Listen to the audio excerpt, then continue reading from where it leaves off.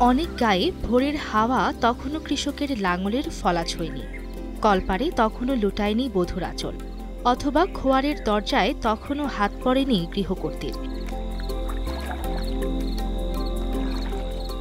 গ্রামের বাজারের চায়ের দোকানে কেটলির নলে ধোয়া ওঠার আগেই কীর্তিপাশা ইউনিয়নের ভোরের নিস্তব্ধতা ভাঙে এই খালটি।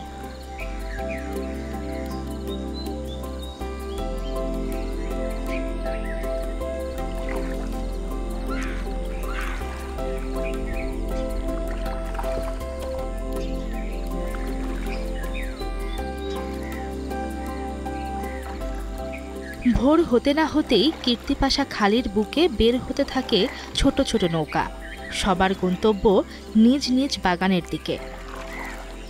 অনেক নৌকায় স্বামী স্ত্রী দুজনেই এসেছেন পেয়ারা তুলতে।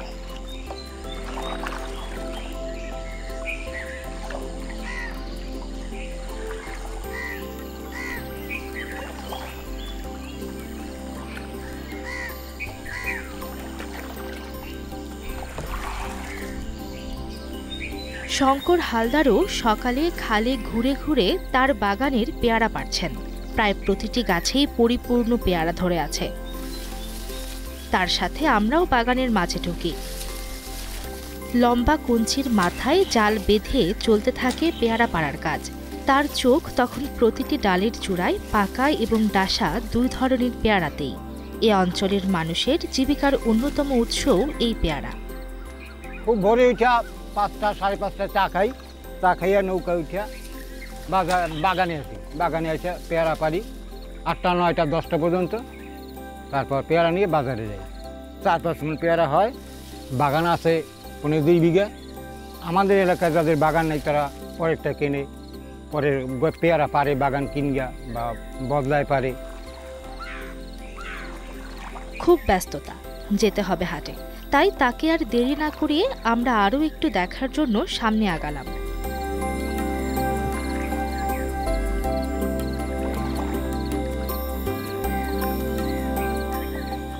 যেতে যেতে পথে আরও বাগান, আরও অনেক পেয়ারা পাড়ার দৃশ্য চোখে পড়ল।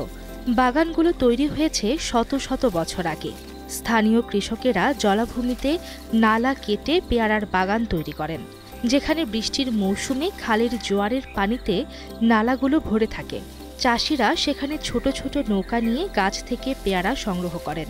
নৌকা ভরে গেলে গন্তব্য ভীমরুলির ভাসমান পেয়ারার বাজার। এখানে ধরেন 2.5 মাস পেয়ারা পারে।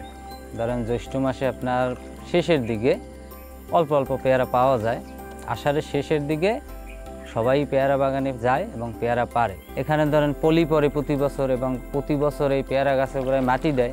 মাটি দেওয়ার কারণেই এগুলা এত সুস্বাদু হয়। আমার ধরেন যে 2 বিঘায় পেয়ারা আছে, তাতে বছরে যা ফলন আমার মোটামুটি ভালো, এবং ভালো টাকাও আমার হবে আশা করি।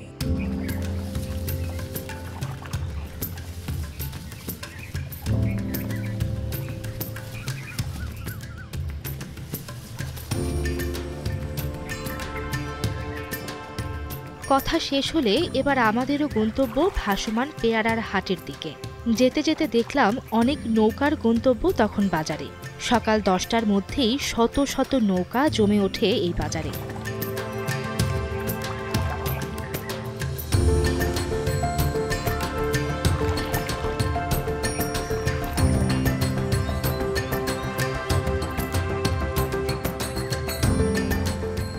শুধু পেয়ারা নয়, কারো নৌকায় আমরা, সুপারি সহ বিভিন্ন সবজিও বিক্রি হচ্ছে। তবে 95 ভাগই পেয়ারার নৌকা। পাইকাররা নৌকাতেই দরদাম করেন। লেনদেন হয় মাছ খালে দাঁড়িয়ে।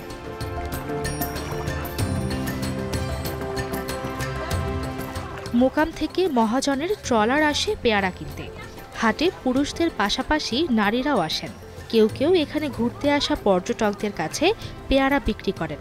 তবে বেশিরভাগেরই লক্ষ্য পাইকারদের ট্রলার।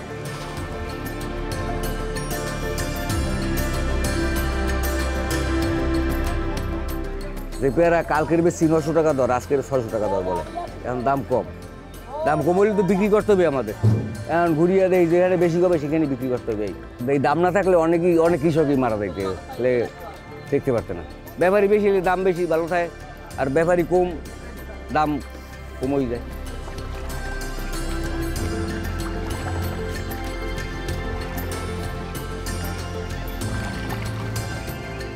এখান থেকে 800 টাকা মন, 20 টাকা কেজি।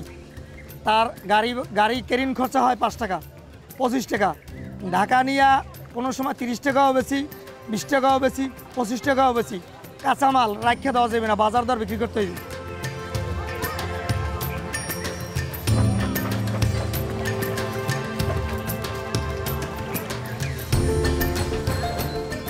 দক্ষিণাঞ্চলের বৃহত্তম পেয়ারা বাগানের সৌন্দর্য মন কাড়বে সবার।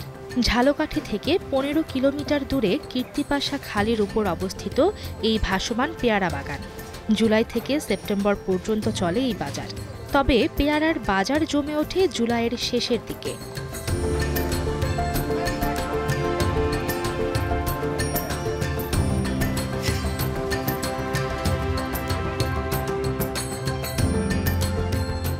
এই বাজার ভীমরুলি ভাসমান বাজার নামে অধিক পরিচিত। এই ভাসমান বাজারে নৈসর্গিক প্রাকৃতিক সৌন্দর্য উপভোগ করতে চাইলে ডিঙি, নৌকা বা ট্রলারই হতে পারে আপনার সেরা বাহন। কীর্তিপাশা খাল জুড়ে গড়ে ওঠা এই বাগান এবং ভাসমান বাজার যেন বাংলার এক অপরূপ চলচ্চিত্র।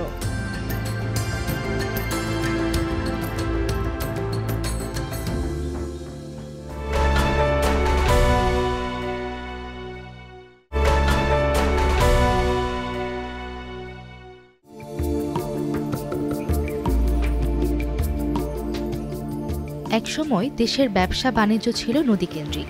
ঝালকাঠি জেলার বাসন্ডা নদী পাড়ে ব্যবসা বাণিজ্যের মোকাম গড়ে ওঠে ব্রিটিশ আমল থেকেই। সে সময় দ্বিতীয় কলকাতা নামে পরিচিত ছিল এ জনপদ।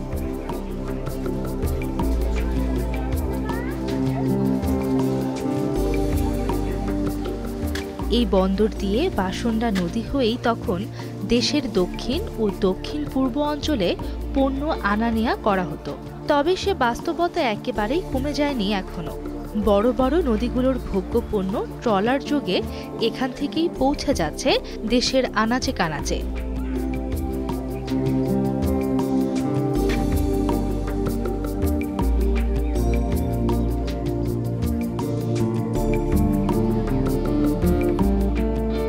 ঘাটের পাশেই লবণের কারখানা।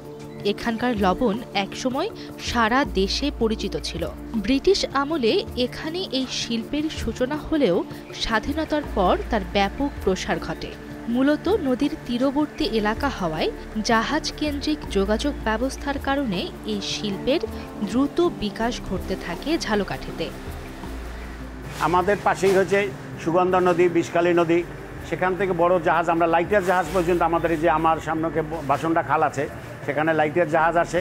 এই কারণে এবং বিভিন্ন জেলা থেকে ট্রলারে যখন মাল আসে এবং ট্রলারে যখন তারা মালটা রপ্তানি করা হয়, আমদানি করা হয়, তখন ট্রলারের খরচাটা অনেক কম পড়ে নদীপথে।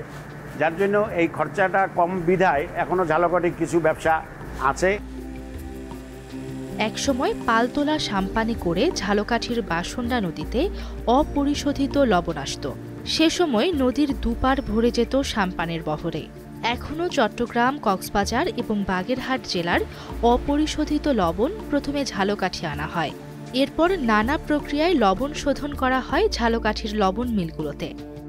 দক্ষিণ বাংলার মধ্যে পাথরঘাটা, বরগুনা, স্বরূপকাঠি, পিরিজপুর, এই অঞ্চলে ভোলা লবণ যাচ্ছে। এটা হলো আমাদের প্যাকেট লবণ, আয়োডিনযুক্ত। আর শিল্প লবণটা আমাদের বেশিরভাগ ক্ষেত্রে ফরিদপুর জেলায় যাচ্ছে।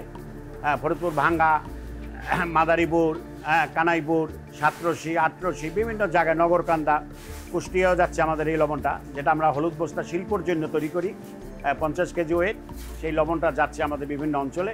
আর আমাদের এখানে যেটা প্যাকেট আয়োডিনযুক্ত, সেটা আমাদের এই ঝালকাঠি জেলার মধ্যেই বরিশাল বাজারজাত করে থাকি। তবে এই কর্মযোগ্য বেশ শ্রম ও সময় সাপেক্ষ। গ্যাসের স্বল্পতা এবং আধুনিক প্রযুক্তির সাথে প্রতিযোগিতায় টিকতে না পেরে বর্তমানে পিছিয়ে পড়েছে এখানকার লবণ শিল্প।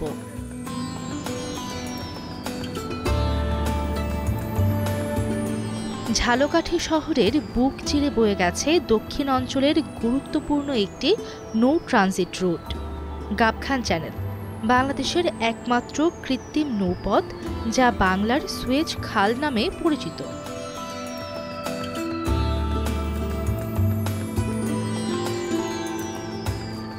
বিষখালী, সুগন্ধা, কচা এবং সন্ধ্যা নদীর সাথে সংযুক্ত বাণিজ্যিকভাবে গুরুত্বপূর্ণ এই চ্যানেলটি বরিশাল, পিরোজপুর, খুলনা সহ দক্ষিণাঞ্চলের বিভিন্ন জেলার সাথে নৌপথে যোগাযোগের প্রধান মাধ্যম। এই চ্যানেল দিয়ে সহজে এবং দ্রুত পণ্য পরিবহন করা যায়, যা ব্যবসা বাণিজ্যের উন্নতিতে সাহায্য করে। এখান থেকে মংলা বন্দর যেতে হয়, তো মংলা বন্দর এখান থেকে গেলে 200-300 লিটার তেল বেঁচে যায়। এই চ্যানেলটা যদি না থাকতো তাহলে দেখা গেল বঙ্গোপসাগর ঘুরে যেতে হবে। মাত্র 18 কিলো চ্যানেল পার হলেই তারা ঝালকাঠি গাবখান টোল থেকে আপনার কাউখালী, এরপরেই আপনার আবার বড় নদী পড়ে, তখন তারা গেলে প্রায় এখান থেকে গেলে তাদের প্রায় 200-250 কিলো পথ কম লাগে, এজন্য অনেক গুরুত্বপূর্ণ।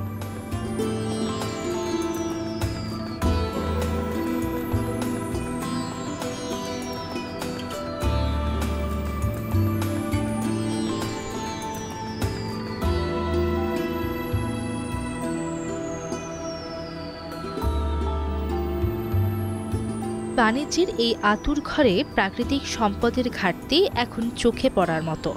মাছ কমে যাচ্ছে সুগন্ধা নদীতে। আমরা অনেক খুঁজে নদীতে একটা মাত্র জেলে নৌকা পেলাম, যার জালেও ওঠেনি কোনো মাছ।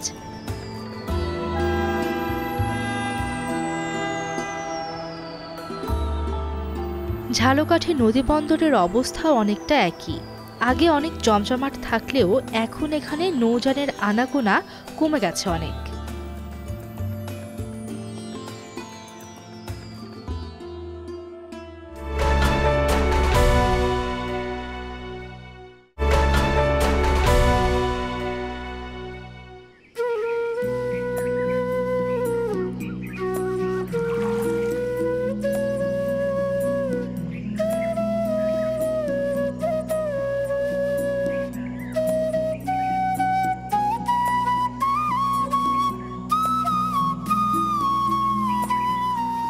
নদী খালের জেলা ঝালকাঠিকে জানতে ধানসিঁড়ি নদীর তীরে যেতেই হতো আমাদের। ধানসিঁড়ি নদীর অপার সৌন্দর্যে বিমোহিত হয়ে রূপসী বাংলার কবি জীবনানন্দ দাশ তার কবিতায় বারবার উল্লেখ করেছেন এর নাম।